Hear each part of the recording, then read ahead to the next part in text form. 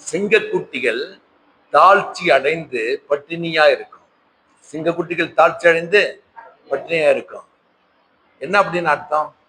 இந்த சிங்கம் என்று பார்த்தோம்னா சிங்கத்துக்கென்று ஒரு ஃபேமிலி இருக்கும். ஒரு ஃபேமிலி இருக்கும். அங்க பாத்தீங்கன்னா ஆண் சிங்கம் என்று ஒண்ணு இருக்கும், அங்க பெண் சிங்கம் என்று ஒண்ணு இருக்கும். அதுங்களுக்கு என்ன இருக்குது? குட்டிகள் அதுகள்லாம் இருக்கும். என்ன சிங்க குட்டிகள், அதான் வேதம் சொல்லுகிற காரியமே. அப்படி இருக்கும்போது அந்த சிங்க குடும்பத்திலே சிங்க குடும்பம் இருக்காங்க இல்லையா, அதுல குடும்பத்திலே அது இருக்கும் பொழுது யார் தான் வேட்டைக்கு அதிகமாக வேகமாக செல்லுகிறது? பெண் சிங்கம் தான். பெண் சிங்கம் தான் வேட்டைக்கே போகும். அப்படின்னா ஆண் சிங்கம் வேட்டைக்கெல்லாம் போறது இல்லையா அப்படின்னு கேட்டா அதுவும் போகும். ஆனா எப்பயாச்சும் ஒரு டைம். இதனால இந்த பெண் சிங்கம் வேட்டையாடி அதை கொண்டு எங்க போடுமா, அந்த சிங்க குடும்பத்துக்குள்ள கொண்டு போடும். எங்க போடும்? நீங்க நீங்க இதெல்லாம் ஜாகபிட் சேனல்ல, அந்த நேஷனல் ஜாகபிட் சேனல்ல அந்த அனிமல் பிளானட் பார்த்தீங்கன்னா நிறைய இதுல நமக்கு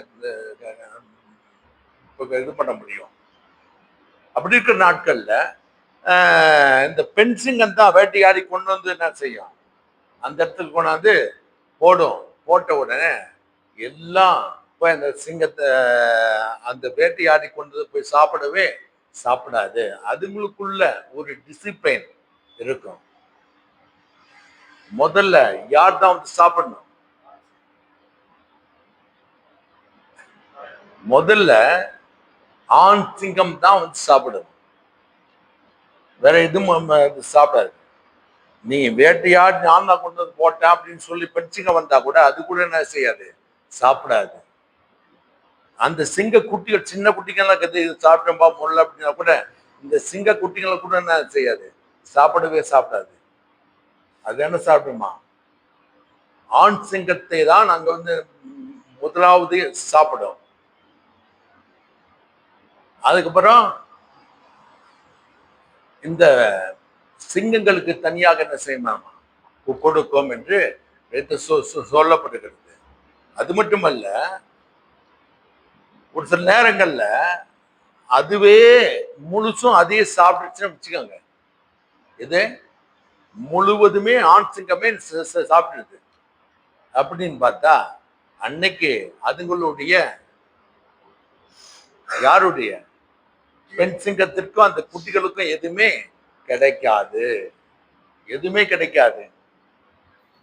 அப்ப இந்த சிங்க குட்டிகள் தாழ்ச்சி அடைந்து பட்டினியா இருக்கும்.